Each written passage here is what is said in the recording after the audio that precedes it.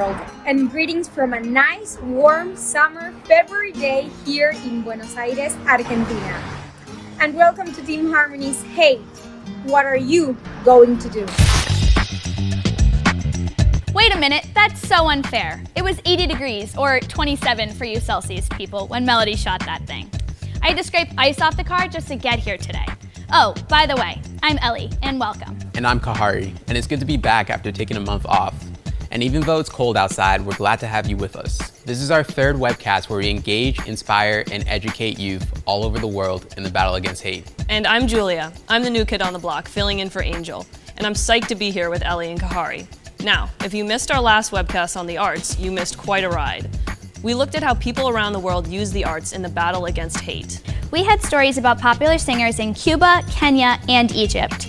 We saw how art is used to help refugee children integrate into Egyptian society, and we even had a story about a comedian in Portugal and how he addresses the race issue there. If you missed it, you can still check it out on our website at teamharmonyfoundation.org. For our program today, we have stories from the Netherlands, China, Pakistan, Poland, Morocco, and here in the US. And we've got a few other goodies for you as well. Pup Dog will talk to Saweetie, and we're even going to interview one of our youth reporters about their story. This month, most of our stories will look at LGBTQ rights around the world. For a lot of countries, this is not a popular issue.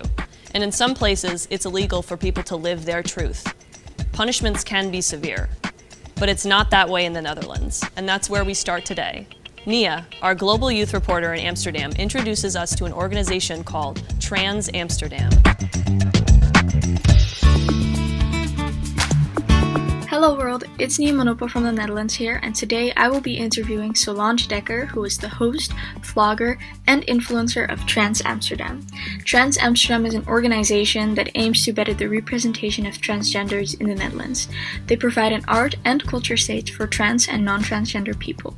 Solange was crowned as Miss Evolution back in 2019, was a finalist for Miss Beauty of Noord-Holland in 2020, has over 10,000 followers on Instagram, and is also known for a TED Talk. When I had my second suicide attempt at 16, I climbed out of that water and I thought, what am I doing? Why? Why am I letting people control my life? That I want to jump off a bridge.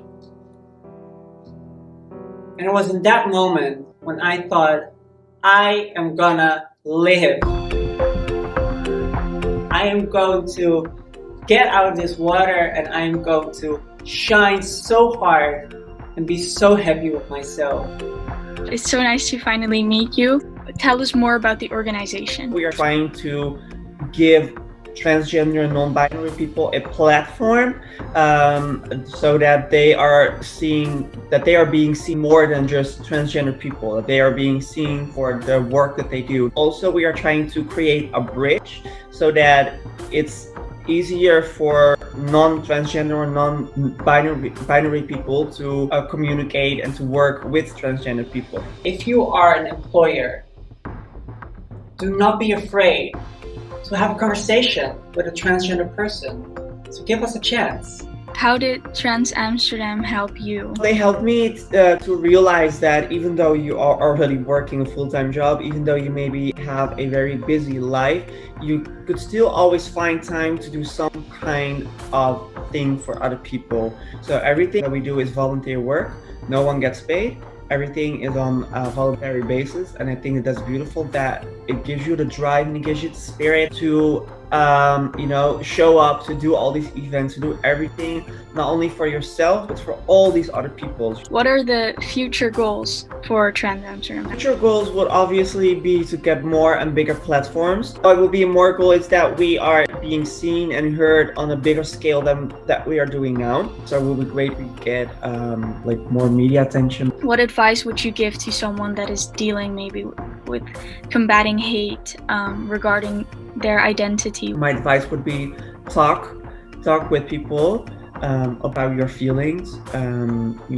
Open up to people, open up to whoever, to people you trust, open up to maybe even strangers if you feel like that, and don't be afraid to just show emotion, because in the end, if people are trying to help you, they want to see real you. They want to see who you are and what pain you have. That's the only way in how they can help you. Yeah, I think you're such a beautiful person inside and out and so brave.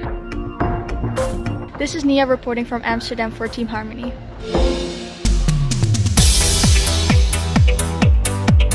Thank you, Nia. Nice job. Now, we'd like to introduce a new friend of ours. Meet Xorje Olivares.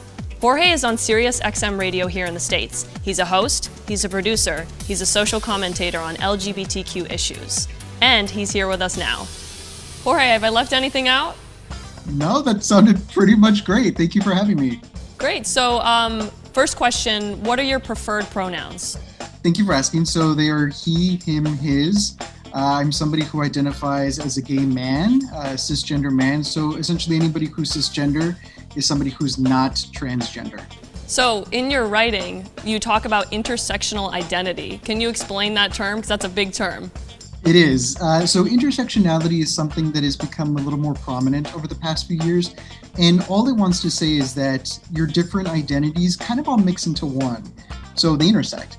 So my identity as a Mexican-American millennial intersects with my identity as a queer person because I understand from those various intersectional identities what it means to feel oppressed, what it means to feel discriminated against, what it means to feel different. And sometimes one of those identities helps inform how I live the other identity. So it all mixes and mingles together to form this wonderful thing that is my own person.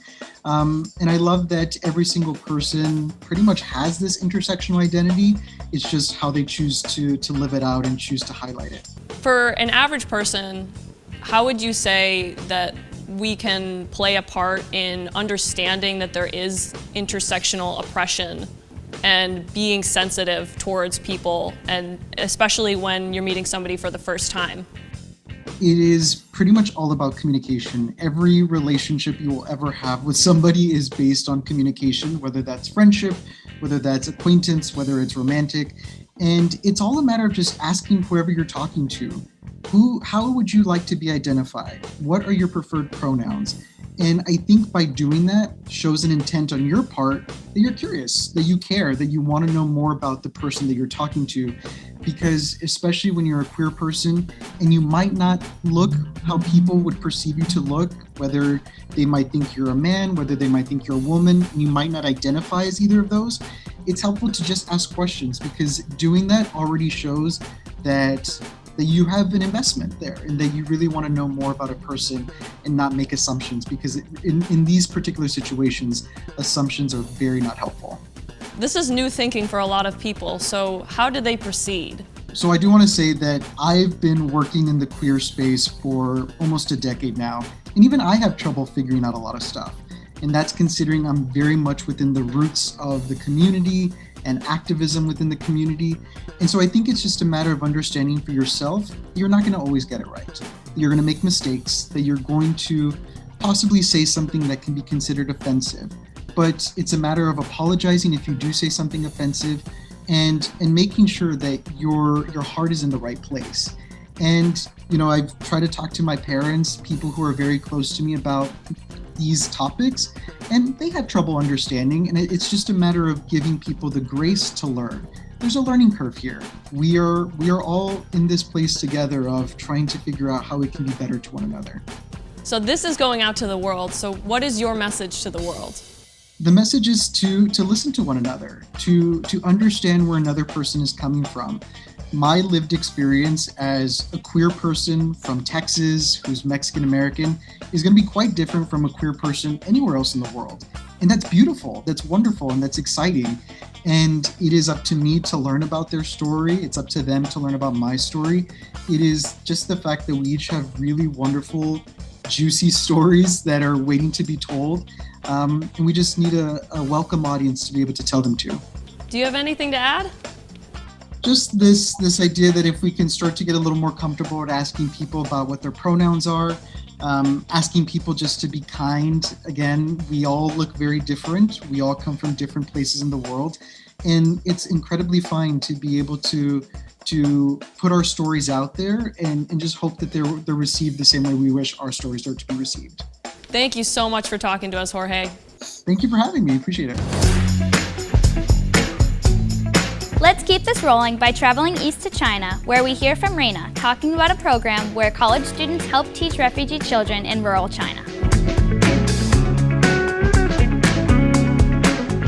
Hello, I'm Reina Song, reporting from Beijing, China. Teaching Corps of Northwest Yunnan was founded in 2007.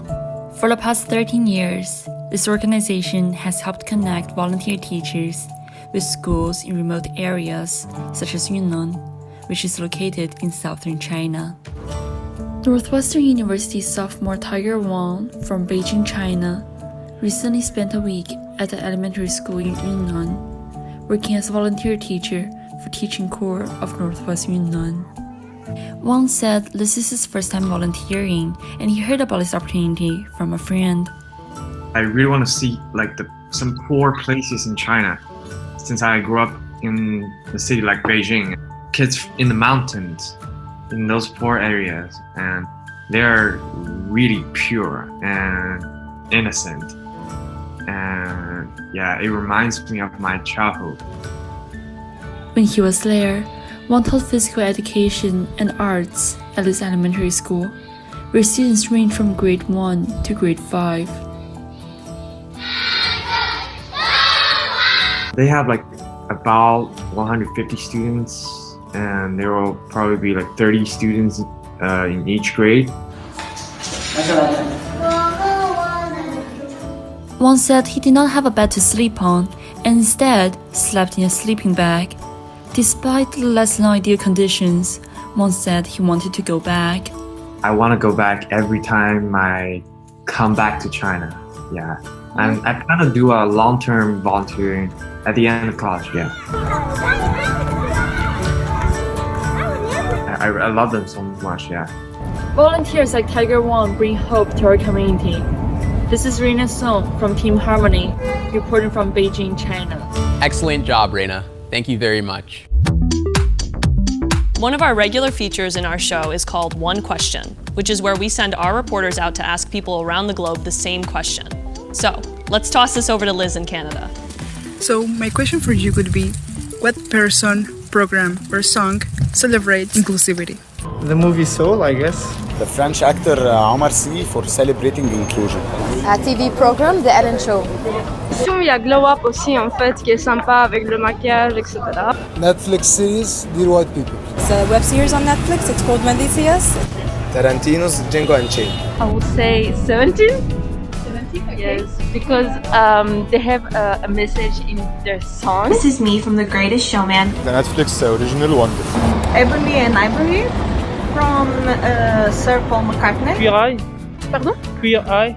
Queer Eye. Ah ouais. Netflix. This is The Waving Flag. It is the 2010 World Cup song, and it's basically all the countries unite together. Probably I'd say the song Imagine by John Lennon. Visual, et en gros c'est une petite grenouille qui danse avec plein de... I can proudly say that PSL, which is the famous cricketing league of Pakistan, acted as a uniting force for our nation. Childish Gambino song, This is America. Reporting from Liège, Belgium, I'm Lina Albiar for Team Harmony. We are from the north, we came from the south, we are the nation. One country where LGBTQ issues cause people to live in the shadows is Pakistan, and this is where we find our reporter Saman. Hi everyone, I'm Saman Javed, reporting from Lahore, Pakistan, and this is Team Harmony. We live in a country where everyone talks about men and women. But what about the third ones? The ones that are not accepted by the society, the ones that are always forgotten. Khusra, Khwajasara are the common names of the unidentified. Assalamu alaikum. I am Sana and I am from Kota Pind, Lahore. It's in Pakistan. Neither are we respected by the society, nor we are offered any jobs. We are not even respected by the people, and they don't even invite us to the functions anymore. We are asked to pay huge house rents just because we are transgenders. We are even tortured and humiliated by policemen. We are not even helped by the people. There is no third gender box on any school registration form also. Transgenders are those victimized individuals in Pakistan that nobody is ready to accept.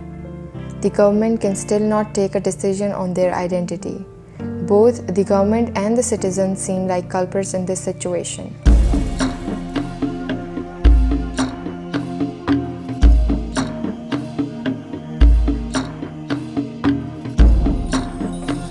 We have many success stories to tell. There are transgenders who do not beg and have left sex work for a better life and are now earning through respectable jobs. Their success stories motivate many other transgenders, especially the youth, to work and build a better and respectable lifestyle. They send us their resumes and then we try to arrange jobs for them in collaboration with many other organizations. Social acceptance is very important for us because at the end of the day, it's other genders and other people of the society that we interact with. So our basic focus is to work for social acceptance. Government should also direct to sensitize their departments as this is the only way that the laws can be implemented.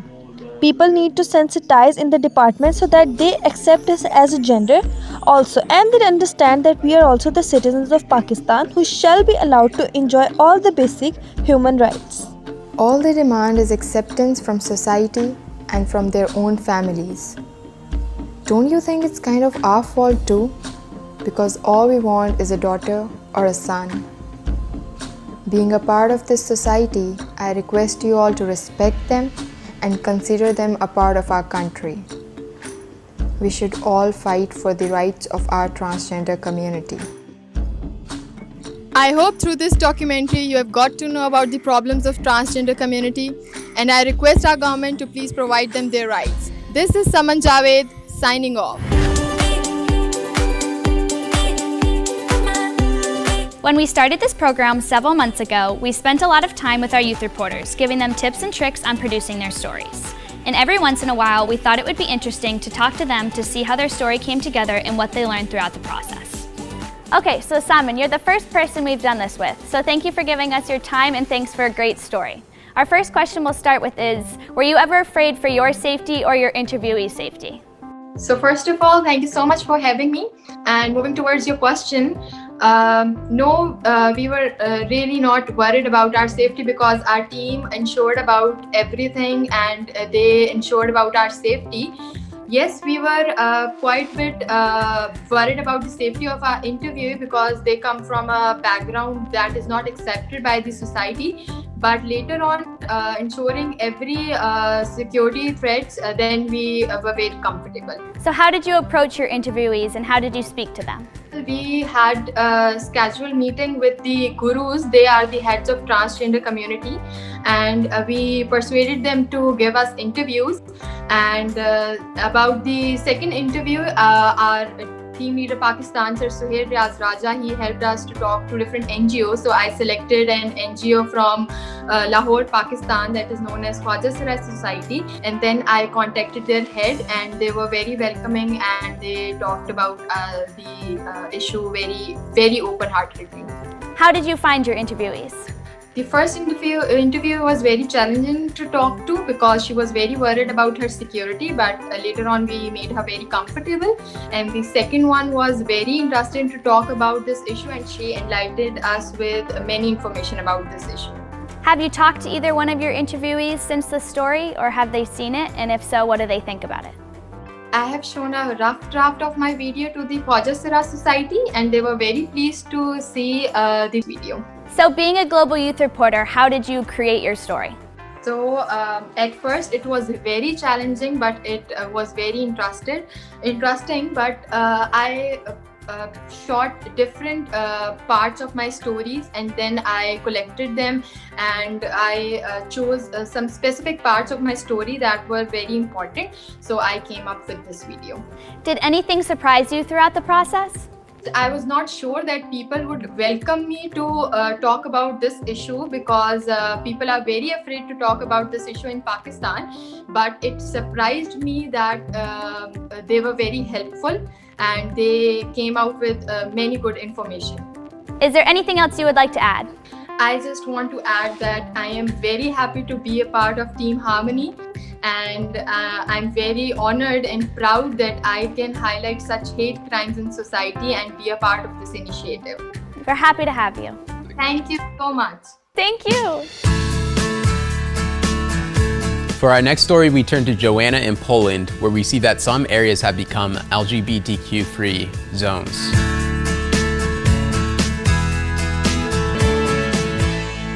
Poland is getting international attention right now for all the wrong reasons. This year, at least 100 communities have declared themselves LGBT-free zones.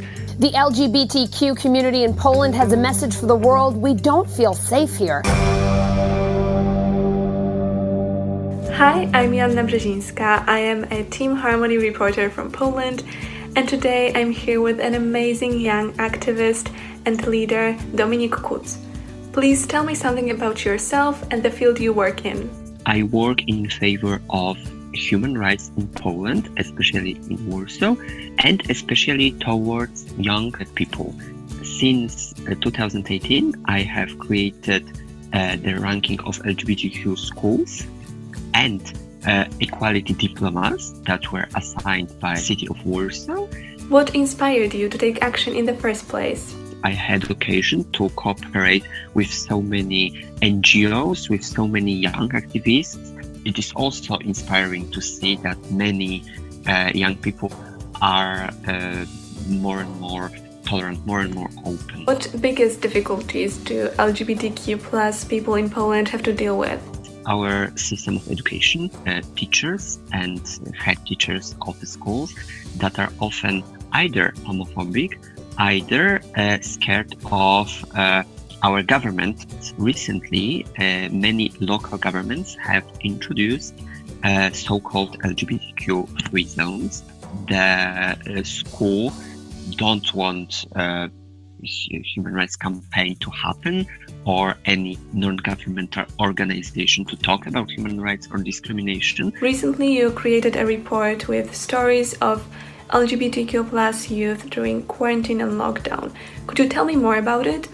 We made interviews with young LGBTQ people anonymously. The citations that we published were either really supportive. However, there was also scaring stories. Electoral campaign held by Mr. Duda had really negative influence on LGBT people. The European Union has tried to put pressure on the Polish government to step in, but Polish President Andrzej Duda doesn't appear to be listening. This was the first ever Pride March in that city. The people there attacked by counter-demonstrators, the police detaining a number of far-right activists. How, in your opinion, can young people get involved, take part in some initiatives to spread awareness and fight against hate? Rainbow Friday, organized by Campaign Against Homophobia. The other is, for example, local LGBTQ organization. What are your hopes for the future? That we become more tolerant, more European. My best hope is to develop LGBTQ-friendly school ranking. We had many replies thanking us because of the project. This is Joanna Brzezińska reporting from Poland for Team Harmony. Thank you, Joanna. Nice job. Now, we turn to the celebrity world. Last time, we heard from T.I., Taz Taylor, and Big Sean. And how do we get these people? Through him, our man Pup Dog. Just joshing. I'm spending this holiday locked in. My body got rid of them toxins. Sports in the top 10. Right now, trying to spread love, man. And, I work with Team Harmony, an international youth group. Jack, what's up, my guy? What's going on? What's up, man? And what's up, Team Harmony? Yo, real quick, man, I know you got a busy schedule going on, and with the album that just dropped, that's what they all say. I have to take your take on how can we spread love, man? There's a lot of hate going on in the world. How do we bring everybody together, bro? Talk to them. Well, I think if everybody just focuses on love as a concept and looks deep within them and reminds themselves every day to use their empathy, I think we could change the world. You know what I mean? Spread that love, even if it's on a small scale. Do them kind deeds because they multiply and you're really paying it forward. So I just encourage everyone to Go with love before hate, because it's too much hate. There you go, man. Jack Harlow, thank you so much, man. I appreciate you taking the time. Hey, what's up, y'all? It's Saweetie. What's up, Team Harmony? I feel like one way we can stop the hate and spread love is, by understanding each other, getting to know one another, and trying to see where everyone comes from. Because I feel like misunderstanding someone is where, the misunderstanding comes from. So learn about each other so that we can love one another. Okay? I know that's right. That's nice and easy, period. Period. There you go. Thanks, Pup. Let's get back to our stories now, as we go to Asma in Morocco, where people are being outed on social media. As of 2020, gay marriage is legal in over 30 countries. Morocco, however, is definitely not one of them. Here, same-sex sexual relations can be punished with anything from 6 months to 3 years imprisonment, in addition to a fine. Not to mention society's ostracization and shunning that LGBTQ people will also have to face. That in mind, the community usually turns to dating apps in order to meet people without putting their safety in the line.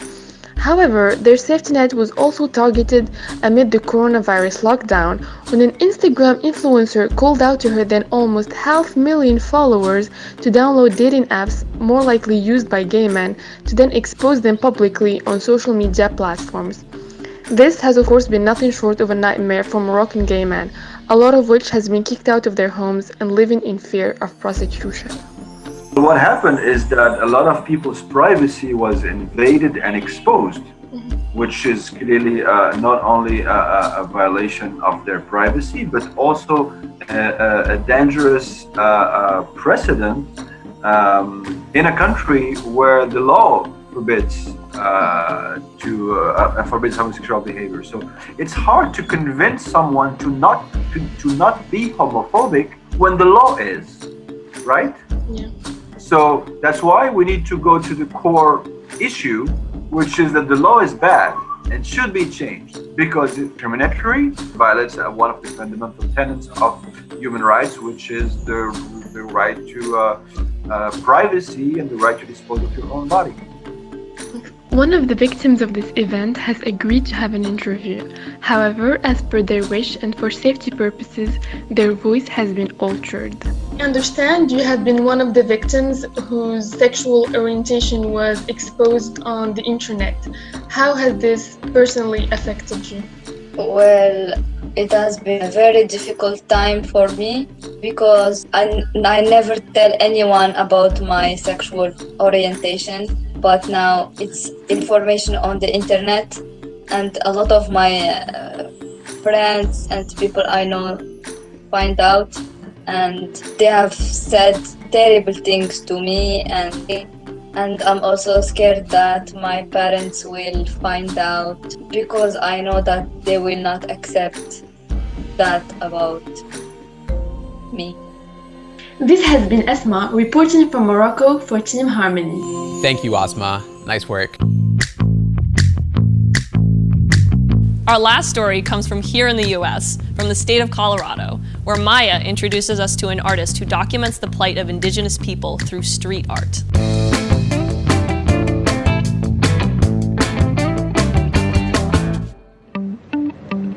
It's Saturday morning, and I find myself in the Arts District of Denver, Colorado, where, thanks to street artists like Etta Capacha, the walls bloom with color.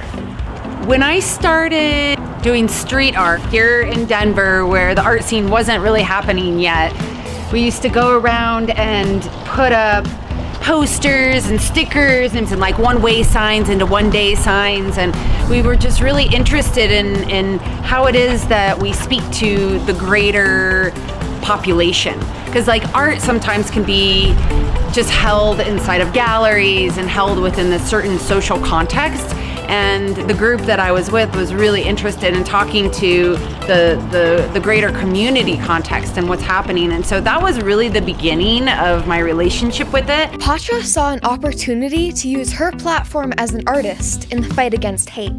There's like the deeper art, the service of spirit, the service of humanity.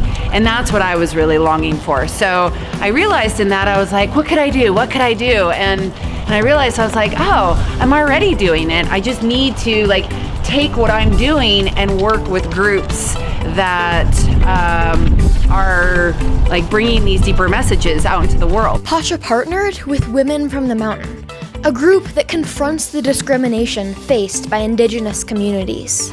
Women who are really fighting for just education around what's happening and really gaining insight onto what's happening with missing and murdered Indigenous women. So a lot of social justice is support, education, awareness, like opening people's minds up to the fact that like there's other things going on. But when you really get involved with where they come from and what they still struggle with, the addiction, the killing, the misplacement, like the lack of land, like there's so much happening that as a white woman, I could be easily disconnected from. So I just want to like keep bringing this messaging out and learning more myself and seeing how it is that I can use my life to create more awareness. When we're inspired, we want to go out there and do something. Pacha wants to include youth in the fight against hate.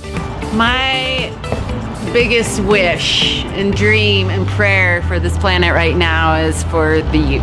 It's for your generations. You guys are the ones who are going to be rebuilding this. We're the bridge builders, and you guys are the ones who are like walking through and going to be rebuilding what this world is becoming. And you're so important and so necessary for where it is that we're going. This is Maya, reporting from Colorado, USA, for Team Harmony. Maya in Colorado, excellent job. So that's a wrap.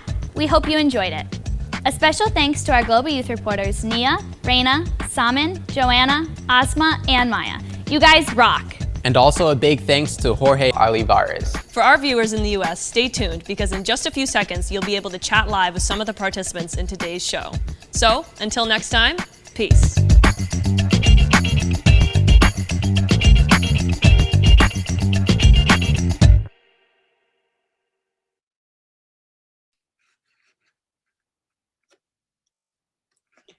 Hello everyone, I'm Ellie Barquette and I'm your host for tonight's live discussion. I'm excited to be here with all of our guests and for this post event. Why don't you all introduce yourselves? So I can go first. So my name is Xorje Olivares. You saw me thankfully be included in that piece, and I'm very grateful to Team Harmony for including me in my story. I'm in Boston, Massachusetts, originally from South Texas. And I am a gay activist, somebody who works in broadcast media to talk about what it's like to be a gay person or a queer person living today. Thank you. Hey everyone, my name is Esme Silverman. I use she, her pronouns. I am an LGBTQ plus youth member from Southeastern Massachusetts. And in terms of what I do, I'm on GLSEN's National Student Council, and GLSEN is an organization in the United States that advocates for K-12 inclusive education. I'm also on the Massachusetts GSA Leadership Council. I co-created a Shine team with one of my close friends, which is a team that is dedicated to including LGBTQ plus youth in activism work. And I'm also starting up a New England Gender Sexuality Alliance Coalition, which is going to unite a bunch of LGBTQ plus youth groups in the New England region of the United States. Wow. Well, thank you for making the time to be a part of this.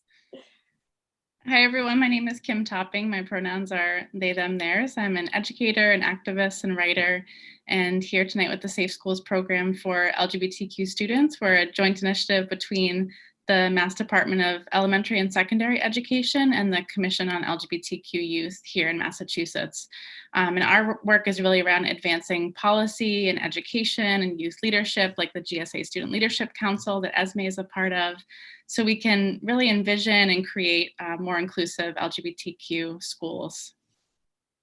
Awesome. Well, thank you all for that. And we just got a glimpse of how the LGBTQ plus community is treated in several parts of the world. And tonight, I'm looking forward to talking more about some of these issues and, more importantly, how we can support the LGBTQ community. So let's get started.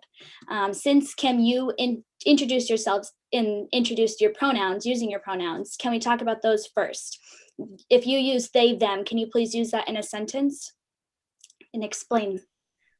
Sure, yeah. So they, them pronouns are pronouns that people who are non-binary or gender neutral or gender fluid might use to signify that gender neutrality or fluidity. But it really depends on the person. I use they, them pronouns because I do identify as non-binary and don't want folks to refer to me with binary terms like she or he. In a sentence, you might say, Kim spoke on a panel tonight. They had purple hair, and I learn from them about LGBTQ plus rights. So simply a replacement for my name is how you could think about pronouns. Awesome, thank you. And Jorge, I know that throughout the interview in the episode, you mentioned how one should ask someone's pronouns or ask more questions to get to know the other person out of respect. So can you please elaborate a little bit more on that? Yeah, so the really amazing thing is that because of just the nature of the world right now, a lot of us are doing things digitally. And the way we've all done it with the Zoom names now, you can do that. You can put your pronouns, on your Twitter page, on your Facebook page. You can be forthcoming with your identity in that way, so that way you don't have to deal with questions. There's some queer folks who don't want to answer questions, and that's totally fine and totally normal. There's this thinking within the community, and I understand it and I agree to a certain extent, that it is not our job to educate people about who we are, because it is not the job of the quote unquote oppressed to help our oppressors, however people choose to identify either of those words. But by doing this little simple gesture, we've already gone through the process ourselves. We've made it a little bit easier, so that way we don't have to put ourselves in uncomfortable positions, either us or the people asking. But that being said, in any sort of situation or any sort of scenario, it might be helpful to ask people what their pronouns are, because then you already have an indication as to where you're meeting them. Some people, you might be meeting them at a place where they're comfortable with their queerness. Some you might not be. And in being able to have that open dialogue, it's a little more helpful to understand who you're talking to, the best way to talk to them by using the language that is most helpful for them. Wonderful. Well, you basically just answered my next question, because that was going to be for our audience members with the use of pronouns, why might that be important to use them or ask about them? So thank you for that. I guess we'll move on to, are there parts of our everyday language that we should be more sensitive about? And how do you avoid alienating people when you do change your language in a conversation? I'll just say that there are certain things that are happening, particularly with my community, the Latino community. I'm Mexican American. I grew up in South Texas. And a beautiful thing that's happening is the adoption of the word Latinx. Now, because Spanish is a very gendered language, it's mostly in masculine and feminine forms. And if you're somebody who identifies as non-binary or somebody who doesn't quite like the gendered form of speaking, Latinx is a way to make sure that it's all inclusive. You don't have to choose one or the other. And even doing something like that shows that you're already thinking that language isn't including everybody.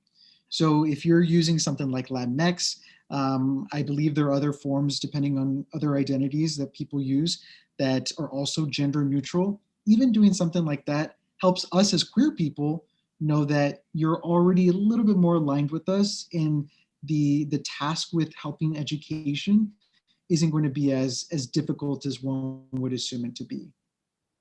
Okay, thank you for that. Kim or Esme, do you have anything to add for the English language or anything else? Yeah, I would just like to say that really touched on a point about a comment about like how we don't owe people anything for having to explain to them this stuff. And in terms of, it doesn't just fall on one group of people. You can't just say, oh, okay, so sorry, we're the ones who caused the problem for you. Now you have to go and solve it. No, instead, what we have to do is, in a way the people who are the oppressors have to be the ones who are willing to make that change and acknowledge their privilege in this situation. And for those of you who don't know what privilege is something that privilege does not mean that you're living a hard life. Privilege means that there's a certain aspect of who you are that is making you that makes your life a little bit harder in that regard. Like, I'm privileged for being white and for being American because of the fact that these two things do not decrease my chances of having success. Whereas, on the other hand, being transgender, I am not privileged in that regard. And it's important to acknowledge your privilege in these cases to be able to dismantle that oppression happening in the first place. Absolutely. Thank you. Kim, do you have anything else to add to that? No, completely agree. And I think it's a really important point around language. And there are so many gendered languages. I think of folks who I've spoken with about Spanish, about Vietnamese, other gendered languages. And there's so much creativity that's happening to really expand that language and make space and affirm non-binary people. And I think that that's just so beautiful. And one of the things we're working on in our program is to work with foreign language teachers to adapt their material so that their classrooms can be more supportive, again, of non-binary and trans students. So just really amazing to see all the creativity out there.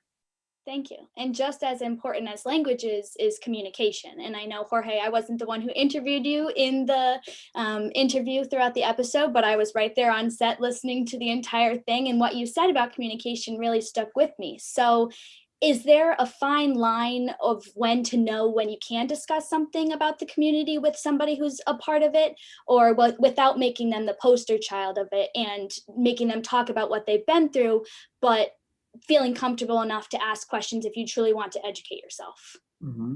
I think this works in both ways in terms of who's communicating and who's receiving the communication.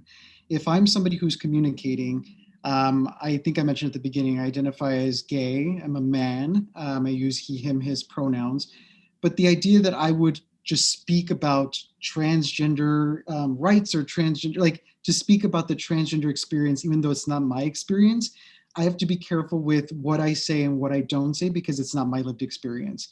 And so it's about understanding what you should be speaking about and to whom that conversation is happening. So if somebody were to ask me personally, which to go to Esme's point about privilege, we're very privileged as queer people to be even doing this right now, to say openly, loudly that we're queer, that I'm gay. And I think I forget that sometimes. But even kind of having that conversation with somebody because I'm very open about my sexuality, just saying, okay, what are some of the questions that you do have? And me being okay, and the receiver of this message being okay if I say they've gone too far, you're being a little invasive.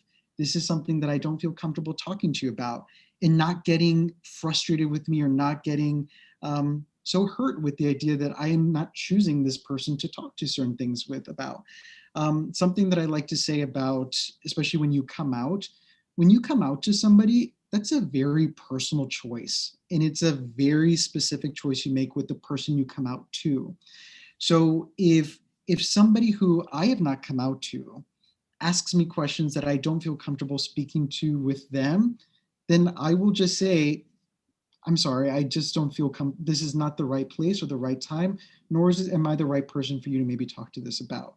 So I think it's just recognizing places for each of those people, because obviously communication is a two-way street, and we each have a role to play. And so my role is saying upfront, if you need to talk about the intersectional gay experience, maybe from a Latino perspective, I got you. I can talk about that. If you need to talk about something else, there are other people I can point you in that direction to get feedback from them. But I just hope that you're open to receiving that feedback and not feeling as though, not taking anything personally if I tell you that it's not the right time, the right place, or even the right conversation. All right, thank you. Kim, do you have anything else to add to that on how to make somebody more comfortable in a conversation about either being the person being approached to talk about the conversation or somebody who wants to talk about it?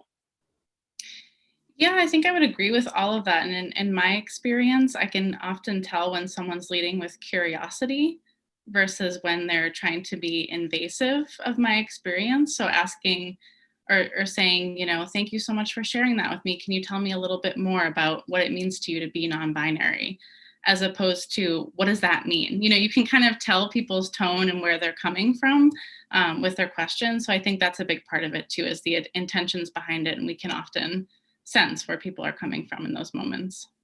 Absolutely. And I had originally come from a hometown in Western Massachusetts where the LGBTQ community was not very much spoken about. And then my parents moved down to St. Petersburg, Florida, where it very much is. And I got to work in a gelato shop with 3 transgenders, and almost everybody I worked with was either bisexual or gay, and they openly talked about everything. So having that experience to be able in the environment to talk about the LGBTQ community, which I wasn't educated on, and having the environment to ask questions and with somebody who is comfortable with me asking questions. I don't think I ever said, do you mind if I ask you questions about it? But I had said, if you don't feel comfortable talking about this, by all means, it's on you. Please just let me know. But I truly would like to know more if that's okay with you. And that's, I think, if you approach a situation, and that's for any situation in life, if you approach another person with respect, most likely you're going to get respect back. So I think that just the way you approach a situation is how it's handled usually. Esme, would you like anything? Would you like to add anything? Going off what you were saying about respect, I've had many different conversations with people who have the exact same viewpoints as me. And I've had conversations with people who do not agree with me one bit on anything. But at the same time, we have that level of, we want to learn about each other. We want to learn about what makes each other taken away, what our lives are like, what it's like being like this, what it's like being like that. And we could put aside those differences as long as we can respect each other. I have a lot of people who say human rights is a completely different story. You can disagree about how people run things, but you cannot disagree about people being people, because at the end of the day, people are people. And at the end of the day, if you can't respect someone, then there's just nothing I can say to you other than there's just nothing I can say to you. Absolutely. Respect is that big thing in life that really just it's one of the most important quintessential parts of being a human. I couldn't agree more. So Kim, can you please explain the difference between cisgender and transgender for those in the audience that do not know? Sure. So often when a baby is about to be born, people will ask a very common question: is it a boy or a girl? And really what people are asking about is the sex of that baby. So someone's sex assigned at birth really has everything to do with their physical body, their chromosomes, genitalia, that kind of stuff. And often we've conflated the sex assigned at birth with someone's gender, and that doesn't work for everyone. So someone who is cisgender, their sex assigned at birth that they were socialized as a child. So maybe if they were assigned female at birth, their parents raised them as a girl, their family raised them as a girl, they would be cisgender if that feels right for them. Whereas someone who is transgender, sex assigned at birth doesn't exactly align with their gender identity. And there are many different ways of being transgender and identifying as transgender. So there's a whole vast community and diversity within the transgender community. Absolutely. Thank you for that. Do any of you, when learning the terminology, do you have any advice to give to someone who is genuinely trying to educate themselves and doesn't have any bad intentions? I definitely have to say, just be willing to accept the fact that you may mess up at some points in time. Because if you are trying to learn, if you are willing to make those mistakes to be able to make more inclusive language, and that's awesome. We need to understand that I have facilitated a lot of discussions with teachers about pronoun usage. And the common thing I like to say to them is, we don't want to create a system of fear in schools. That's what standardized testing is for. We want to create a system that involves people. If you make mistakes, it's okay, because mistakes at the end of the day are part of learning. and they let people, and we want to correct them. We don't want to just sweep everything under the rug and say it's fine. We want people to be corrected so we could foster that care and nurturing nature to be able to get people on the right track to using more inclusive language at the end of the day. Absolutely. And that leads right to one of the questions we just got from the audience is how do you correct people when they use the wrong pronouns or use a term that you're not okay with? I'd love to answer that because I actually just did a resource on it about 2 days ago. And what I could say about that is if you are, let's say you mess up, let's say you make a mistake, it's step one is to just take a deep breath about it and realize that it is okay because this is a part of your learning experience. What I could say is number two is if you catch yourself in the middle of the sentence, you could switch it. For example, let's say I'm in the middle of the sentence and I call somebody, and I'm like, oh, that's her, like dress. And that's just the easiest way you could do it. After a sentence, let's say you realize after a sentence you're doing that. And if you realize that and you say, oh no, I messed up on the pronouns. After that, if you would like to craft a sentence using the person's preferred pronouns, it will alleviate so much anxiety if they could just hear the preferred pronouns after they're talking to them. I have a lot of people in my school who have done that to me. And right after that, they'll just say, hey, they'll use my correct name and pronouns, and they'll be like, okay, that's so much better. Now, let's say you see somebody else misgendering you. What you could do is, number one, is to assume best intent. And what that really means is just assuming that it is simply just a mistake, nothing more. You also, if they're in the middle of something, you could quickly just correct them. I do it to my family all the time when they accidentally misgender me. It's a little bit more annoying because it's my family, but at the same time, it's still effective to everybody. And if the person is done speaking, you could jump in and say, hey, maybe I think that you meant to say this instead. Or you could privately pull them over and say that and correct them. Or if you see somebody else doing it, you could say, hey, you could do that sentence trick and say, hey, this person right here, and use the correct pronouns. Thank you. I think there's something to be said about this idea of feeling safe and whether or not you want to feel vulnerable with strangers. So as queer people, and I'll just speak for myself, I always try to surround myself with people that I know are going to keep me safe. And I always like to place myself in a position where I know that I'm safe. Somebody misgendering you can be a very violent thing. And I say that understanding what all definitions of violence can look like. But if somebody were to say, I'll just use the example of if I were using they, them pronouns, and somebody, because I present male, by all accounts, everybody who would look at me would assume that I'm a man. If somebody's talking to me or somebody's referring to me and they use he, him pronouns, and I correct and I say, it's they, them, and they say, whatever, you know what I mean, then you're already knowing how this is going to proceed. And it is our choice as queer people to remove ourselves from situations that we do not feel safe in anymore. We have no idea how the rest of that conversation will go. We don't know how that conversation is going to make us feel. And at the end of the day, we have to prioritize ourselves and what makes us feel safe. And if what makes us feel safe is to remove ourselves entirely, then that's what we have to do. Because yes, I can be of help to you, but I can't do all the work for you. So if you want me to do all the work and inform you about what my queerness looks like, I can't do that. Just because it does go to that whole point of what is going to make me feel like I'm being 100% right now with myself. Okay, we just got another question from the audience. It says, my family believes my child is too young to know how they identify. I believe my child absolutely knows. This has caused many problems. Do you have any advice as to how to talk to them without getting into arguments?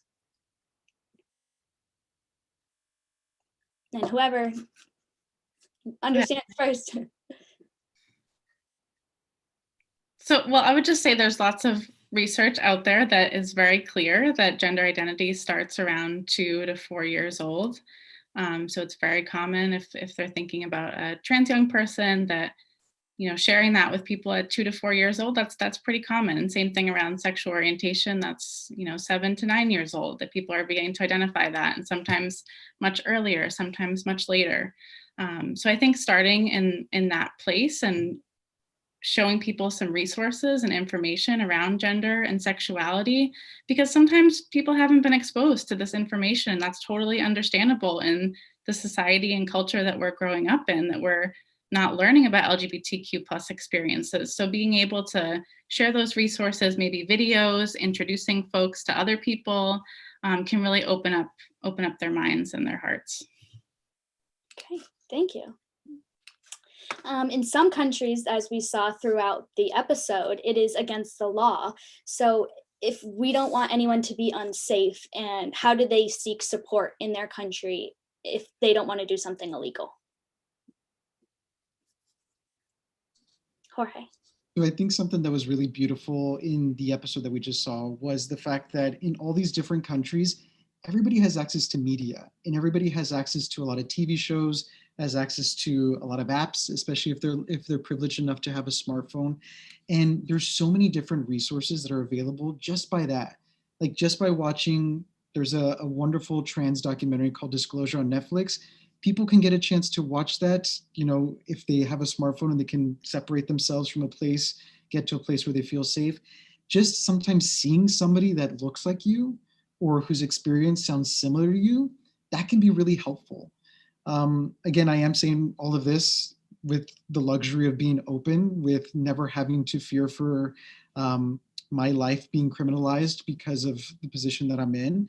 But I would say try to find, in the ways that you probably have had a chance to do already, find certain resources that you can look to online, and try to figure out, without revealing too much, who you can trust. As queer people, trust is a big thing. Who can we trust to tell about who we are? Who can we trust to let in? And I can imagine that that's difficult if you're in a country where this is criminalized by a variety of different punishments.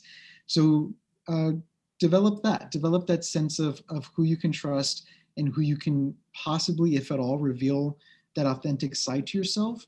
But I think it all starts with yourself. If you can tell yourself, I think I'm queer, I think I'm, a member of the LGBTQ community, as long as you can be okay with yourself knowing that that's true, then hopefully the rest will fall into place at the time that it needs to happen.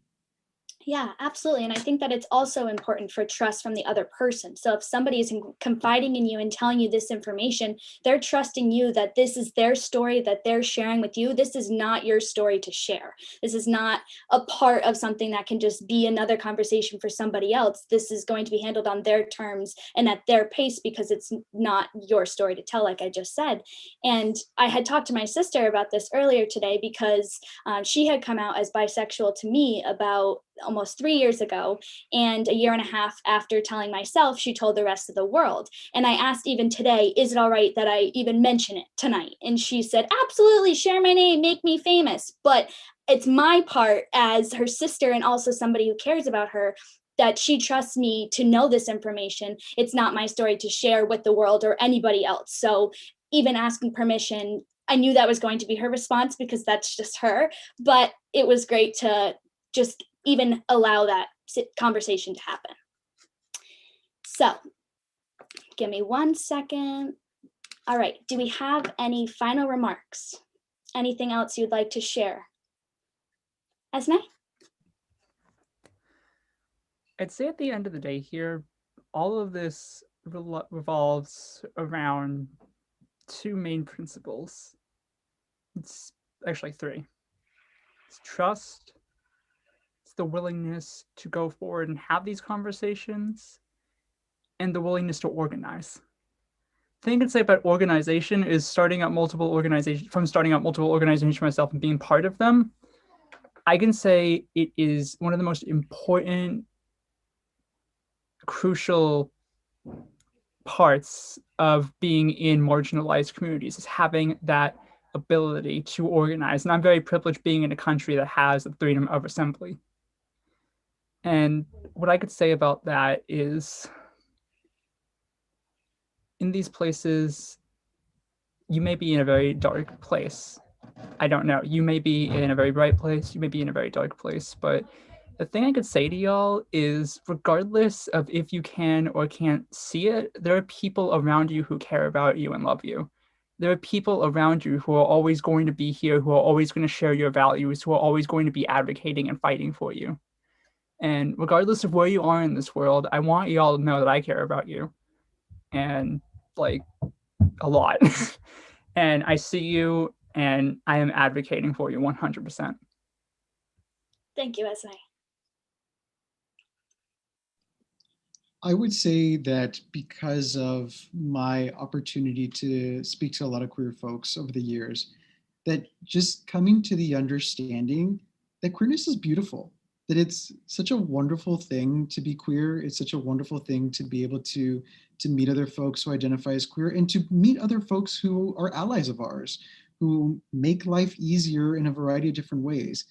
But something that I've had to kind of remind myself over the years is that we have had so many different advancements for the LGBTQ community in the United States that it's difficult to remember how hard it is just to even say the words I'm gay, to say the words I'm queer, to meet up with people who have the same thoughts and desires that we do. And so I just hope that whether or not you can be able to say the words out loud yet, even to yourself, that just take the time that you need. You're not on anybody's timetable. It is not, your responsibility to tell your mom or your dad at this particular time. It is not even your responsibility to tell your friends unless you feel like it's the right time. It is such a unique individual thing that hopefully everybody comes to the understanding that as long as you're okay with who you are, then the hope is, and it's everybody's hope, I can imagine, that everybody will follow suit afterward. Thank you. Really beautiful. I'm with you all in solidarity for this future. And Ellie, it's so incredible to hear about your relationship with your sister. And I'm always so encouraged to hear about supportive family members and friends. And another really beautiful concept in the queer community is chosen family, the people who we choose as our family because they fully love us and care for us. So I would say for LGBTQ folks to find that chosen family. And if you don't identify with the community, to be that person for someone, which I think you both spoke to as well. So thank you so much for this opportunity to share about our community.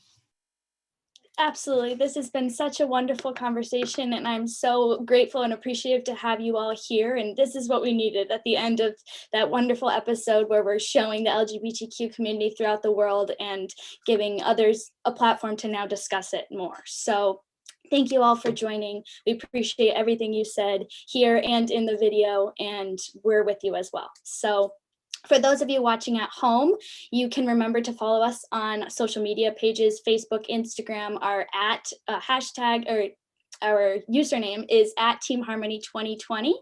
And thank you for joining this post discussion. Thank you for those who joined from home all over the world. One quick last thing we'd like to do is say happy birthday to our founder, Rick Rendon. Happy birthday to you. We appreciate everything you do and hope you all enjoy the rest of your night. Until next time.